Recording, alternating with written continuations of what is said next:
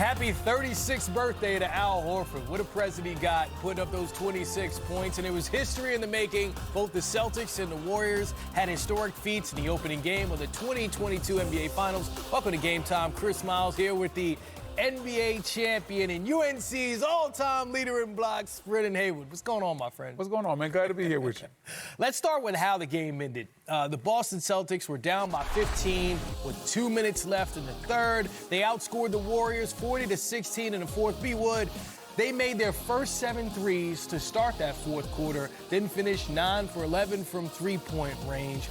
How in the world did they turn up the heat that late at the end of the game?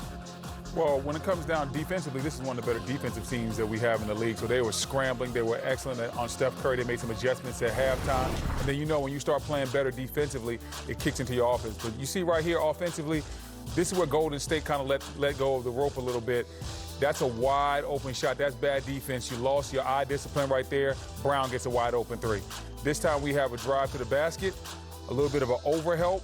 Derek White, not known as being a big-time shooter, but he was knocking him down this game. Wiggins a little bit late on the contest. Another wide-open three-point shot.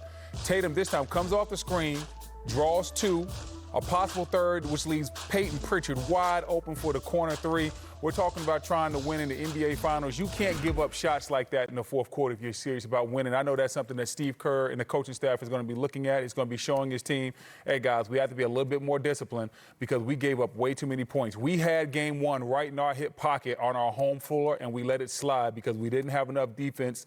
We didn't have the type of defense that we needed to impose our will.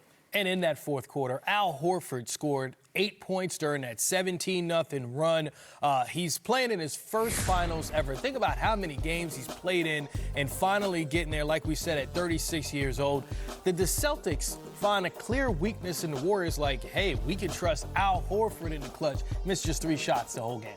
Well, Al's probably not going to give you this every game, but he doesn't have to. Role players, if they have a big game here or there, they can become heroes in the playoffs, and your stars are going to be the guys that normally carry you. So we know Tatum and Brown are going to be the guys that carry them, but in this type of game, you see Al Horford right there with the and with the flex, the little Draymond flex, and then he hit the nice medium-range jumper. He fits in perfectly with this squad. He's a veteran. He knows where to get his shots. He's not afraid of the moment. He has big-time playoff experience, and he doesn't back down. He is exactly what you need. And like I said, that flex right there, I loved it because, every time Draymond scores, he does the flex. And early in the game, Dre had an and one, and he was flexing right in Robert Williams' face. Looks like Al didn't like it, and he got the last laugh in game one. And he's got some incentives in that contract. Ooh-wee. This is a guy that a year ago was like, hey, am I going to be out of this league? Now you look at him, what was it, $5 million to make it to the finals? And how much if they win the championship? Al Horford gets $12 million if they win the finals. He got 12 million reasons to play very, very hard for these next 5, 6, 7 games, however long it goes. Oh, he's going to be getting a phone call. Yo soy Dominicano? Huh? Yeah. Al, we're family now, yeah, right? Everybody's going to be in Al's pockets. But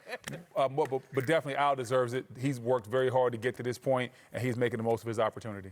Well, Steph Curry got out to that great start, 21 points in the first quarter, but scored 0 in the second, just 4 points in the fourth quarter. How did the Celtics adjust to defending Steph Curry, but also not getting burned by the other Warriors?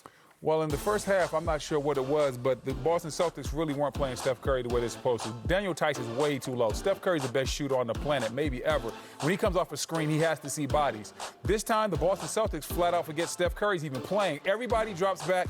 They leave Steph Curry wide open from 3. Those are mistakes. In the second half, they corrected. Look where Robert Williams is. He sees the screen being set. He's up at the three-point line. Then he's up again. Steph tries to rock him back. Time Lord with the block. Now we're off to the races. This time, Steph Curry comes off. Al Horford's up. And you look what they're doing schematically. They're not playing Draymond Green. They're going to let him have any shot he wants to. Ends up in a very tough shot.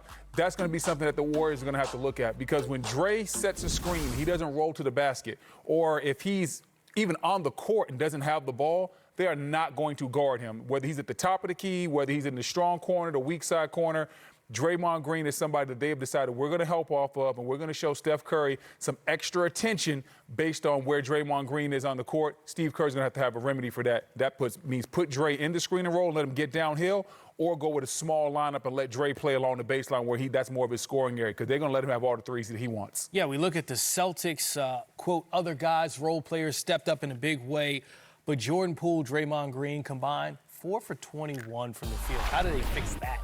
Well, for Draymond Green, Draymond Green really hasn't shot the ball from three well for the last couple of seasons. For Jordan Poole, scoring is more of his forte, and he's going to have to step up.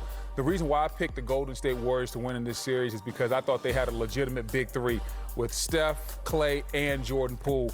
Jordan Poole obviously didn't play as well as he would have wanted to play in this series. Give Boston credit. He saw some big-time defense. They're the best defense in the league for a reason. As you see Defensive Player of the Year, Marcus Smart getting into Jordan Poole right there. Poole has to be ready this next game. He has to respond. It's not about what happens when you get knocked down. It's how you get up, how you respond. It's going to be important that he learns from the film, sees how Boston is playing him, and goes out there and finds a way to pick his spots because Poole is going to be needed. His last 9 games, I think he only has 1 or 2 games over 20 points in these playoffs. They're going to need him to step up. It can't just be all Chef Curry. We just saw what that was. The chef was cooking and no one else was able to cook any meals on their own. And we see that Boston's going to step up and they're going to try to cut Steph's water off. Poole and Klay are going to have to step up, most notably Poole, because he's better with the ball in his hands outside of Steph. Coming into game one, if you would have said, Jason Tatum going to be 3 for 17 from the field, have 12 points. I mean, Steph had 21 in the first quarter, right? Right. Like, oh, the Celtics are going to win. Like, well, what did Tatum do? Just a new career high, 13 assists, the most in a finals debut, more than Michael Jordan, Isaiah Thomas, John Stockton. All those guys had 12 in their finals debut. How impressive is that for a guy like Jason Tatum, who's known as a scorer? It's very important because you just said Jason Tatum is known as a scorer. As you see him right there, that is an excellent pass. And look how he's right in the shooting pocket as well. And this was something that Jason Tatum wasn't doing early in his career. It's something that he wasn't even doing earlier in this season.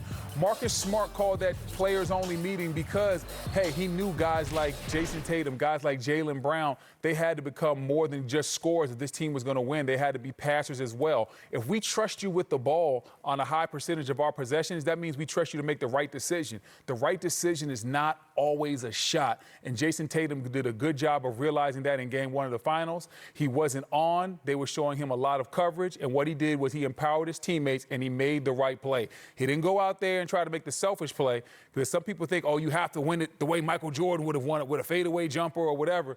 But even Mike knew sometimes he had to pass the ball to Steve Kerr and Paxson. And I see that Jason Tatum made that type of decision as well. I love how he trusted his teammates. Yeah, and Jordan with those 12 assists in his first finals game. People forget that. For the Boston Celtics, 33 assists as a team. What does that tell you about even when the Warriors were ahead, the way they weathered the storm and stuck to their game plan moving the basketball? Well, listen, when you see the Boston Celtics with that many assists, that means they were trusting each other. They were passing up good shots to get great shots. They were driving the ball. Once they drove the ball, then the ball went out to the paint. And then it went out to the three-point line or it went up top as you saw Robert Williams with the 3. Look, just that pass to Jason Tatum in the paint, just a second in the paint, and you spray it out to the three-point line, that's how you get high-quality looks.